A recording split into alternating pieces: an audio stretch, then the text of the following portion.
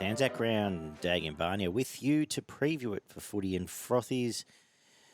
And we've got a cracking ANZAC Day. 3 games this ANZAC Day. Actually, a little bit excited for it. All pans out quite well this round. So all systems go. Obviously, very important time of year, and our thoughts and with everyone that's going to be out marching and doing whatever. But time to reflect, and we'll get that out of the way in the morning. Enjoy some bloody good rugby league in the afternoon, I hope. Hello, David. Respects to all our service returned and fallen servicemen. Should be, it's a very special day on the Australian calendar, and it should be some some brilliant footy from 2 p.m. all the way up until 9:30 when it shuts down. Exactly. Absolutely. What are we doing to talk about here? PCTC and whatever. Anything? Have you got the notes in front of you? I did. Where is it? All right. So the footy frothies comp leaderboard through round 7. I think there's been a spreadsheet issue, and the results are all a bit upside down, to be honest, because I'm on a lot more points than 26 halfway through round 7. So I think there's been an issue there. Polar Bear, I'm pretty sure, is still our number one tipster in the overall competition. Polar Bear's on 40. Bletch is also on 40 now. Frofo 39. So you've got an updated one that I missed, right? Just looking at the app. Yep. And then we've got, and I know we'll get an inbox tomorrow from Gaz, who does a great job. RNX next, Big Jimmy 38, Pop Rod 38, etc., etc. Barney is all the way down here somewhere at, well, I'm on 31, and Barney is on 34, equal with Mazra. I don't have the actual frothies portion in front of me, but yeah, that's where I'm about 5 or 6 off the lead. I think you're about a round off the lead, so not obviously great at this time of the year, but still 20 rounds to make up some points. So got to find those upsets and find those teams that are just going to fall off a cliff. Yeah, well, I can smell a few of them, which we'll get to. And also, Barn, you topped the you topped the Podmasters Cup scoring this week, so the competition between several podcasts for Supercoach. Barney racked up the highest score. What were you, 1,250 odd or something? Yeah, 1,241, I think it was. Obviously, Nico Hines and Mulatalo added a whole heap of points at the back end of this weekend. Somehow managed to I had 3 blokes score 30 or below and 3 blokes score 40 or below, and still managed to somehow scrape out 1,250 points. I was in the top 1%. I think it was 1,400 for the weekend out of the entirety of Supercoach. So seen me shoot up about 20,000 spots in the overall. I'm now up into about the top 15% of the competition. So been I spent a lot of the first 6 weeks of trying to make as much money as I possibly can, and over the last sort of 2 weeks or week and a half, I've started to put a bit of that back into my team, which has resulted in a couple of 1,200 point scores, so making a difference. Cool. Hold on. My team Thank sucks. you. I'll move on. It's it's been a horror watch, injury and suspension, and God knows what for me. So I got a couple early, but I've managed to miss the big last 2 weeks where there's been mass injuries. So I think I've only caught one in the last 2 weeks, which is obviously a bit of luck there involved as well. So yeah, but well done. Keep fighting a good fight. One of us has to. Are we? Has anyone caught your eye this week? The best part is I jumped in front of Danon, which makes me happy because I haven't been in front of Danon for about 4 years. So yeah, good job. Makes me happy as an overall. GT's still going all right too. I think they're all. GT's in front of all of us. I'm pretty sure he started with some massive points to start the year, but had a bit of a shocker this week.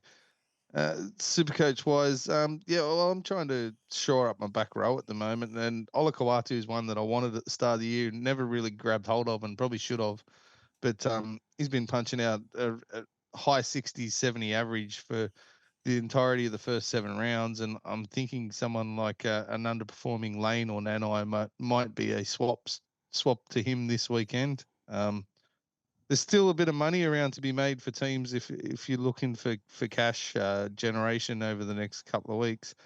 Last week was a massive week for cheapies with the likes of Iro and Schiller and the likes, but someone like Sasagi, I know he's got a minus break even of 40. You're probably not going to have a huge score, but there's 80 grand there to be made if you've got a spare luxury trade there. Joe Chan, who was injured for a big part of the season, is now back and at 280 is going to make bulk amounts of money over the next couple of weeks.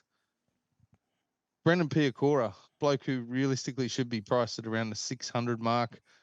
If you've held him all this way from the injury in the first round, if you've held him for 6 weeks, well done to you. I punted him as soon as he got hurt, but definitely someone that there's 150k and possibly an edge keeper if you want to bring him in this week. So. If you need an absolute rock bottom cash grab, Jacob Gagai playing for South, so you can shuffle out a CT dub for him at base. He's guaranteed to make money this week. So if you need, he's only played the one game. Next week. Sorry, tell a lie. The week after next week. Yeah. But if he gets a decent run, it might be worthwhile. I think it's. I'm looking to. I think I've juiced Safer, so I'm looking to nuff him and either go after Nico or maybe even sort of had enough of RCG, so I'm looking to maybe just go get Fanor Blake and be happy for the rest of the year with my front row. But okay, well, there's a lot of players in that front row and second row position, so these are the guys that you probably want to be targeting now to try and really strengthen up those positions. And Isaiah is averaging 78. Yeah, like I know he's a big money. He's at 750, but he's still averaging higher than what he's priced at the moment. So someone who's going to get you 80, 90 most weeks week in, week out is a big one. Bateman off his recent form put on an 87 this week, priced at around an average of 55. So if he's going to continue that run for the next month, he's probably a back rower you want to be looking at as well. And at a bit of a reduced price from the likes of your Fafitas and Katoas of the world. If he can be pushing out the same sort of points as those guys, he's probably a really good pickup. Hey, well, fair commentary. Can't think of too many others. We'll move on. Kai Pearce-Paul's one that you should have got. Probably 3 weeks ago. He's made bulks amount of cash, and is now pushing the realms of a keeper at an average of 62. So I've juiced Luke Brooks, I think, as well, so he can go. He's the one I'll be looking to upgrade. That's dead set the hardest spot now. I just think most people are going to default back to Cleary and Hines in 7, and try to make what you can out of your 6 position, because Dylan Brown's been, I think he's lost over 200k at the moment and still on a downward trajectory. So Munster somehow managed to magic up a 90 and a 50, so maybe if he drops the next 2. Actually, if he drops enough through Origin, he might be the one to come home with still, but all pie in the sky, I guess that's stuff now. Yeah, absolutely. You really only want to be looking 4 to 6 weeks ahead. You don't want to get too much further in front of that, as we've seen with, what do we have, about 11 different injuries this weekend. Exactly. And some to some big money players as well. So yeah, we will reiterate, if in doubt, maybe stay out. Just give them all another week. It's probably the I think pretty much everyone at this moment would be pretty much maxing out their trades as well to get through what we've had to endure for the first 7 weeks. So if you can give yourself a let up and only make 1 trade or so over the next couple of weeks, it'd be a good idea to try and save a trade or 2 heading towards Origin. Yeah, absolutely. Let's kick off this Anzac Day gala, which takes place first of all in New Zealand at 2 p.m, where the Warriors host the Titans. Warriors have lost their past 8 Anzac Day games. In fairness, I think they've all been against Melbourne. All been against Melbourne. In Melbourne. In Melbourne. The Titans have won 3 of the last 4 against the Warriors, interesting enough. That all being said, for the Warriors, Dylan Walker's back at 14, which is good. No Kurt Capel, Jacob Laban into the back row. Zion Mayu comes onto the bench for his NRL debut. He was the one that knocked out, was it Appy? Someone in the trial. The sent-off in the trial. Titans, as per program from last week, no changes here. Dave Fafita named to start, as is Beau Fermeur. Well, does this streak continue or back home to the fortress against the bottom of the table? Happy days in New Zealand? Warriors will be filthy of what transpired down at Wynn Stadium. There'll be a few of these forwards with a bit of a bee in their bonnet, I would imagine, considering they got pushed around a little bit during that game by a pack that's nowhere near as heralded as they are. So I would expect a massive performance out of some of these guys, your Finua Blakes, your Egans, your Barnetts. And forward, throw in Tohu Harris. I think that this forward matchup is a completely one-sided matchup, and for big parts of this game, I expect the Warriors to control the middle of the field. Fafita and Fermor will have their points where they'll have a hot streak here and there on the edges, but as a whole, this Warriors pack dominates the middle of the field. There's been some whispers around that Johnson's carrying an injury and may actually be a late withdrawal in this match, but I don't even know if that'll matter, to be honest. I'm going to go with the Warriors 13 plus. I think their outside backs will end up carving up at some point during this game. I'm looking towards the likes of obviously Tamari Martin. I think down that left edge, I think he had a really poor performance after a tremendous performance in his first game. So I can see him being extremely busy on that left edge, which opens up the likes of Jackson Ford, Roger Tuivasa-Sheck and Montoya. So I'm going to go Roger as no. Actually, I think they'll start in the forwards with Fanua Blake, but I wouldn't be surprised if Roger gets a double and Mary Martin is man of the match with the Warriors 13 plus. Interesting one with Johnson because obviously I've seen the same stuff, but Dylan Walker's the only likely replacement there. There's no. Yeah, that's what when I saw the actual team come out, I'm like, okay, yeah. Unless they put Tuiaki at fullback and Chance comes into the halves, which is very, very unlikely. There's not really any other option there in the 21. So I was just having it as first thought as well. Yeah, I don't have much to add. I'm going to go 13 plus Warriors. I think back at home, back with another sold out house. The occasion and all that sort of stuff will be enough to take this forward pack back to where they should be. Let's go with Tohu Harris, man of the match. Just keeps it, well, age shall not weary him. And first try, we'll go with Dallin, just stripping that edge out there. We know it's going to be, we know when they can get lost out wide for the Titans. So good same game multi play. I think taking some of these outside backs linked up for the Warriors. I think they're all a sniff for scoring here. We then get to the other traditional clash at 4:00. The Roosters heading to Allianz to take on the Dragons, who are unchanged.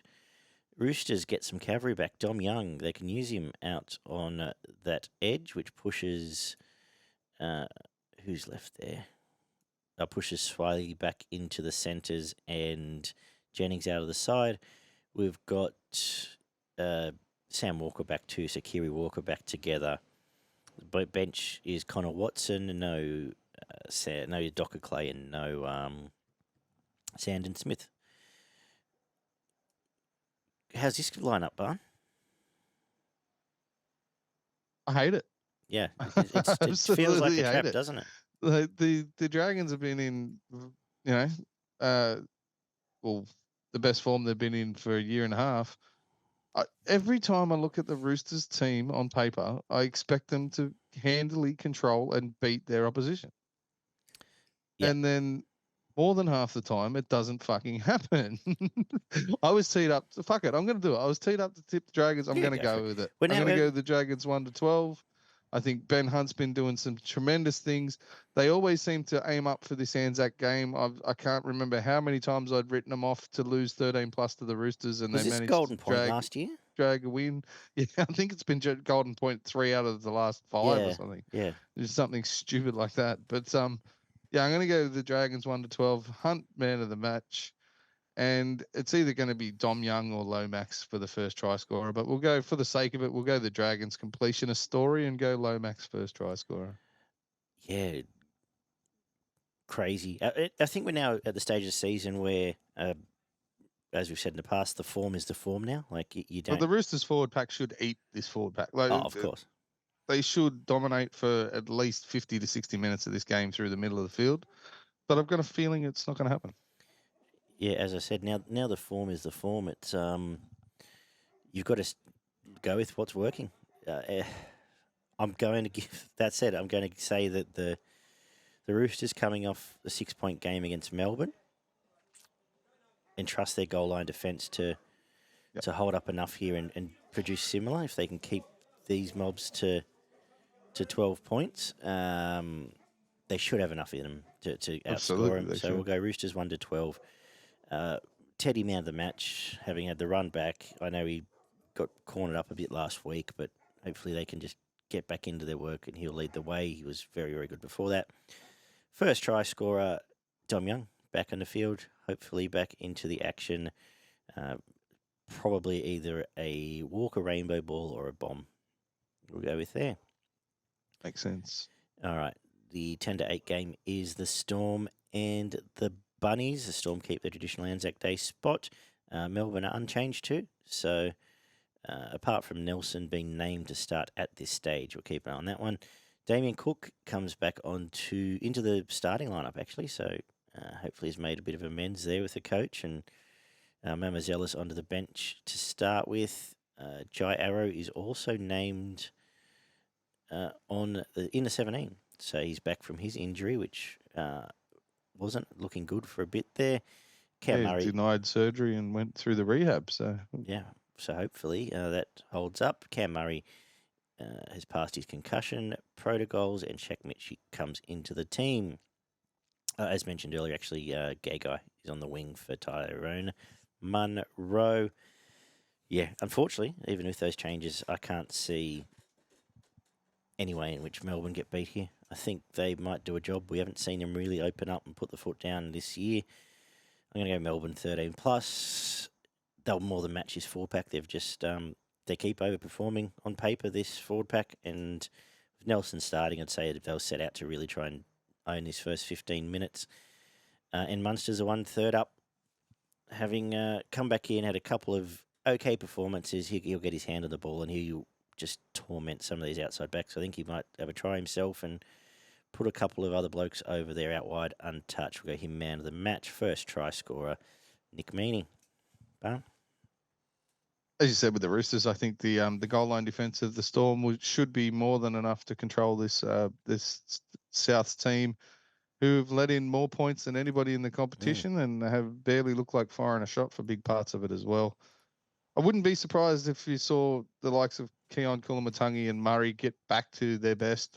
They've got another alloy there in Jai Arrow if he does get some time back through the middle. And they could put it to this Melbourne forward pack for parts of this game, but I don't see it holding on for more than about 50 minutes. I think the last half an hour it ends up being the Storm running away and putting some points on some of these guys in the outside backs, and I think they'll probably target the halves a lot, to be honest, as well. Kicks on top of the centres and the halves, and the likes of Coates and Meaney and Pappenhausen running through there to try and catch them. I'm going to go Pappenhausen to score the first try, something like an inside-outside ball, a really nice play for the Storm, and then it might settle into a bit of an arm wrestle for half an hour. You might see a back rower score for South Sydney, but yeah, by the end of it, Storm win it pretty comfortably with a 13-plus scoreline. And I think, yeah, Munster is looked likely for the first two games, and I think this might just be a game where he's given a bit of extra space and can really cause some problems. So I'm going to go with him for man of the match. The sole Friday night game is Manly hosting Parramatta, the return match from earlier in the year where we had the obstruction drama cost Manly the game. So interesting bout to come back on. Josh Aloe is back from his suspension, which sees Lodge back onto the bench, and no Dean Madison. For the Eels, Ethan Sanders makes his first grade debut at 6. While Makasivo's back from reserve grade as well. No Sean Russell. Tuolangi, Hands, and Makatoa come in.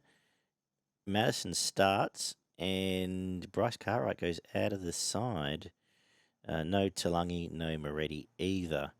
I assume Cartwright just was never 100%.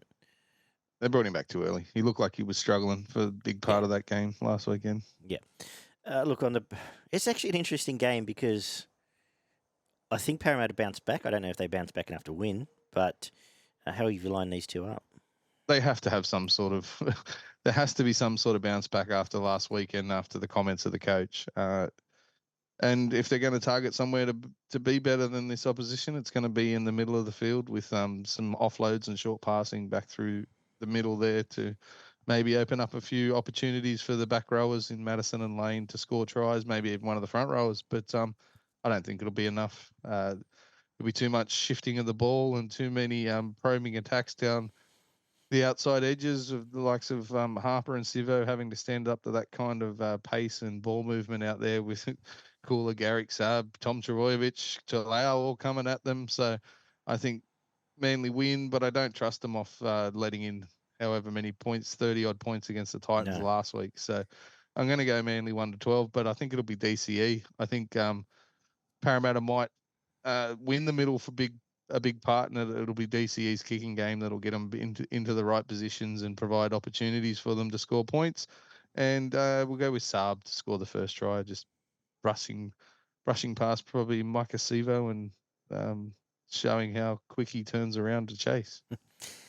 A couple of stats. Gutho has scored 40 points in his past 4 games against the Seagulls, and Garrick scored 11 tries in his last 11 games against the Eels. Wow. So there's a couple for your potential same game multis. Please gamble responsibly. But it is a good game for that, because I think this will be another 36-28 sort of scoreline actually. Yeah, right. There was a lot of talk about I saw a bit of Manly press today saying, they're worried about the Parramatta forward pack and that'll be the focus and blah, blah, blah. I think that leads to early shifts and trying to just beat them with the outside backs. And as you just eloquently put it, they got some chasing to do to catch some of these fast blokes. So I'm going to go Jason Saab first try. And Tommy Turbo, man of the match. I think early shifts, getting involved and just running them ragged is going to be key to the points here. But if it does get into the grind, as you said, DCE's boot is the best one on the field. By a fair stretch. Yeah. Saturday kicks off at Campbelltown, where the Tigers will be wearing the heritage jersey to commemorate their 25 years since their first game, which was against the Bronx, who they have never beaten at Campbelltown. So for the Tigers, Solomon Ale Molo makes his debut, the former Chiefs winger, comes in for Tupou. And Polo goes back to the bench, which I don't mind, but Bateman goes into the lock position, which caused some issues defensively on an edge last year when he did that. But Fainu starts, which he more than deserves, given his form this year. Unfortunately, Brisbane welcome back Payne Haas, Adam Reynolds, Brendan Pakura. Hi. So Jock Madden moves to the 6 because Ezra Mam Dean Mariner too is out, and Dean Mariner. Yeah, he can score a try. No Cobbo, no Mam. So they're both having a rest, I guess. I don't know. Injured is the official line. Jesse Arthurs does play centre with Mariner coming back in. I'm sort of just hoping optimistically for a similar to last week. We can stay in this game for as long as possible. I assume Bateman's gone to the middle to try and control Carrigan more than anything. But scary prospect. I think there'll be plenty of points from the Bronx. I'm going to go Brisbane 13+. First try scorer. Actually, we'll go with Mariner returning. He's got to beat Charlie Staines. And unfortunately, Reece Walsh is going to run into that line, suck him in, and off he'll go. Walsh, man of the match. He had plenty of time. If the back end of this game they get a bit dour like they did against Penrith, that's where Brisbane can score those 3 or 4 tries in very, very quick succession. I think that'll be the difference. But as always, we hope for the best, Bar. Yeah, and the likes of Willison and Hetherington have had pretty good impacts coming in off the bench as well. You can throw Baker in there, who had a good game last week. I think, at the back end of this game, the middle might just be enough to keep forcing the pace through the middle against this Tigers team. They did tire towards the back end of the last game. I think it'll be close for an hour, and then the Broncos will score maybe 3 tries at the back end, the last 20 minutes to put this game away. 13 plus. Man of the match, I'm going to go with Carrigan. We say it every week, and I'm going to go first try scorer. I'm going to go Katoni Staggs. Yet to really break open a game this year. Still putting in plenty of effort, but hasn't been beating players like we know he can. And I think this might be a game where he's able to get on the outside of Justin a couple of times. So. If you want some optimism, Tigers fans, they've won 4 of the last 5 against Brisbane, and Justin Olam has never lost a game against Brisbane. Oh, really? Yeah. Wow. There you go. We might smash the shit out of Staggs and score the first try. Cool. The Panthers, 7:30. Oh, yep. Yeah, Cowboys Panthers from Queensland Country Bank Stadium. Griffin Neem replaces Tamalolo in the starting lineup, and Thomas McKaylee comes onto the bench for Jack Gazowski. For Penrith, they get Nathan Cleary back. He's good at football. No Brad Schneider, and they've named Edwards. There was a bit of an injury cloud over him apparently, but he's been named to play, and also Taylor May back in the centres. Not much to talk about here. I think they're just going to go through the motions again. Penrith get the job done. We'll go 13 plus, but a late 13 plus. Late couple of tries. Sonny Taruva first try, probably a couple again. They love that right side attack now. If that clicks into gear, it will produce fruit as usual, given what we saw from the Cowboys last week. I'm also actually looking forward to seeing these Penrith halves together because we haven't really seen it yet. And Lua, I think, has found quite a bit of form this last 3 weeks. Back to the old glory days of them kicking for each other and maybe setting up a try or two between them. Something I'm looking forward to seeing in this one. Man of the match. Well, let's go with that and go with Jerome Luai, hey? But it'll probably be Dylan Edwards. Yeah, McKaylee back in. Obviously, they've decided to add a bit of size to this pack that was pushed around a bit last week. Tamalolo, Neem, I don't know why he hasn't been starting recently, but yeah, for mine, the Cowboys should respond a little bit, be a bit better than what they were last week, but I still don't think it makes much of a difference here. Nathan Cleary comes in, adds a whole heap of different attacking options here, so I think you'll see the back rowers get a bit more involved. Haven't been anywhere near as involved since Cleary's been missing.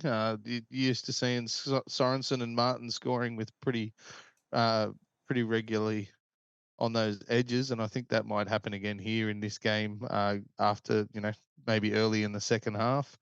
But it'll all start out in those outside backs. It'll either be Targo or Taruva, I would imagine, on that right-hand edge to score the first try.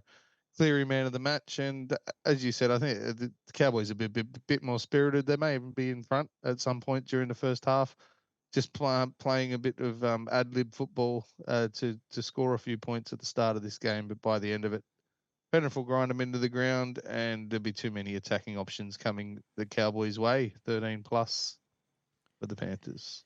Brian Tuo's 100th NRL game and Chad Townsend's 250th. So good luck to both of them. Put Tuo down for a double then. Yeah. What have we got? Sunday afternoon, 2 o'clock again. We've got the Dolphins hosting the Knights. And Kurt Donahue is back from suspension, so bumps O'Sullivan off the bench. Trey Fuller's still at fullback. We've got for Newcastle, David Armstrong makes his debut, actually. I think his first game. Yep. At fullback, Dane Gagai's back as well, so it's a big in. Jed Cartwright comes on with old mate being suspended. Hetherington. Yeah, can't tip Newcastle. Can't possibly tip Newcastle to conflicting performances last week, and we might see similar. The only concern is, isn't it usually a Darwin hangover? The teams that come off that big Darwin game generally, yes, struggle on the backup, but they do have the longer turnaround, and they did flog them. So we'll go Dolphins 1-12. And they've only got to travel to home. Maybe if they're traveling to Sydney, it might be a bit different. Yeah, that's very true as well. Yeah, just back to Queensland there. Let's go with Jack Bostock keeps scoring tries. I think let's go with him first. Off the back of some nice movement out there. Man of the match, Jerry Marshall King, in an interesting clash there with Jaden Brayley through the middle. But I think if this forward pack falls apart again for Newcastle, we could see a similar result to what we saw a week ago. Yeah, agree with that wholeheartedly, to be honest. I really like what I saw out of TCU last week with his physicality there at centres, and I think he might be angle out and push through the centre and the winger and score a try there as first try scorer for the Dolphins. Yeah, I'm with you. I cannot tip Newcastle, and until I see their forward pack come out and really control the game in the middle of the field, I won't be tipping them. Even then, I'd be surprised if their outside backs, if their halves can provide enough for their outside backs to put a team away. So, huge question marks over Newcastle for the next month at least, probably 2 to 3 months, realistically. Dolphins 1-12 though. I think there'll be a little bit of a hangover for the Dolphins and a little bit of a spirited sort of showing from some of the outside backs of Newcastle. You might see a few tries come the way of Best and Gagai. I think it'll be a bit of a center wing shootout at the end of the day, and I just think there'll be more opportunities provided by the likes of Nicarima and Katoa out of the halves than you're going to see out of Gamble and Hastings. So Dolphins 1-12. Katoa man of the match. Tessie New first try scorer. We wrap up with the Raiders hosting the Sharks from GIO Stadium. The rematch of that game not that long ago, where Round 2, I believe it was. Was it round 2? Was it? Oh, it was a while ago. Where they blew a 18-point lead and then played like complete garbage for the rest of the game. The Raiders, one of the less inspiring games we've seen this season, but we get to see it again.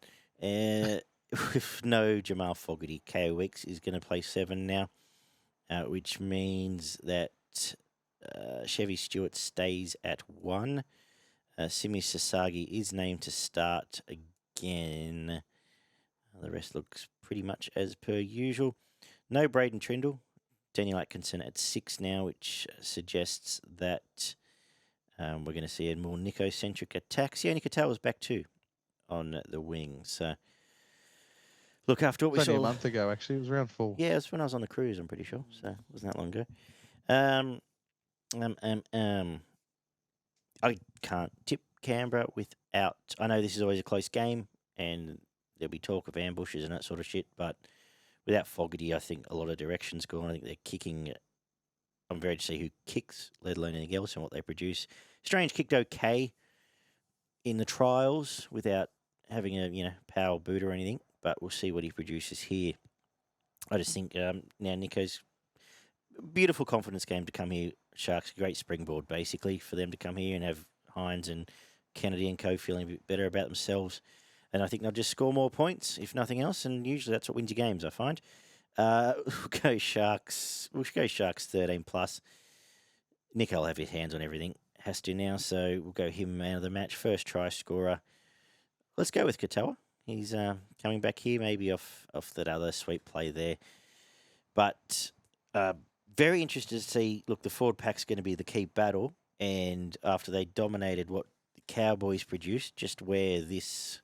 Good litmus test for where this pack's actually at for the Sharks. Huh? Yeah, massive litmus test for the front rowers, especially Hazelton and Kafusi going to have their hands full in the first 20 minutes of this game.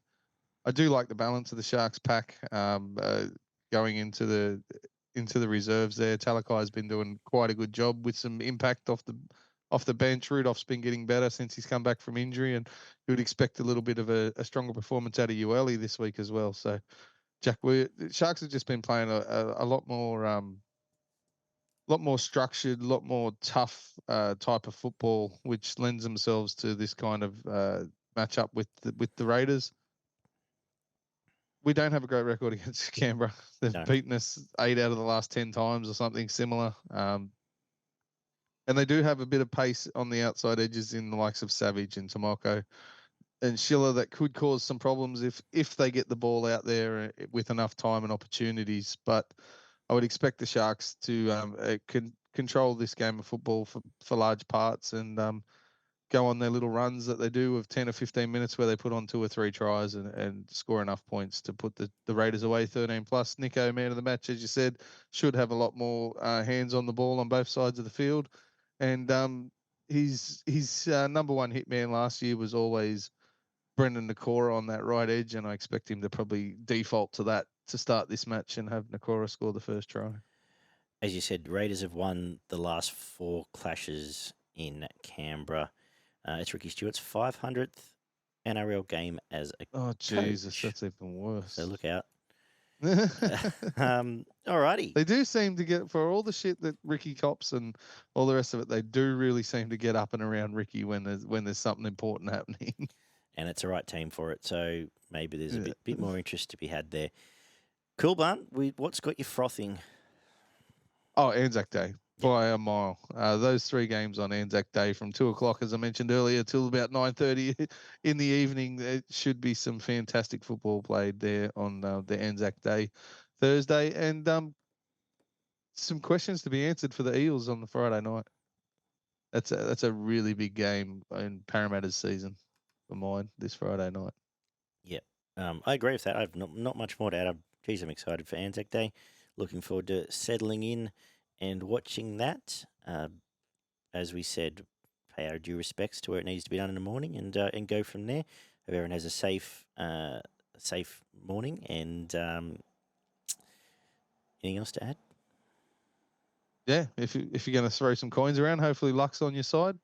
And yeah, can't wait to enjoy another, I imagine, pretty competitive weekend of football all the way through. So look forward to discussing all of that. Potentially an early review show on the way, but we'll whatever pops up.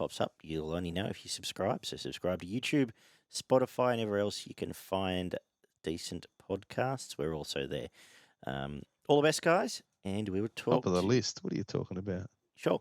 Talk to everyone after a while. See ya.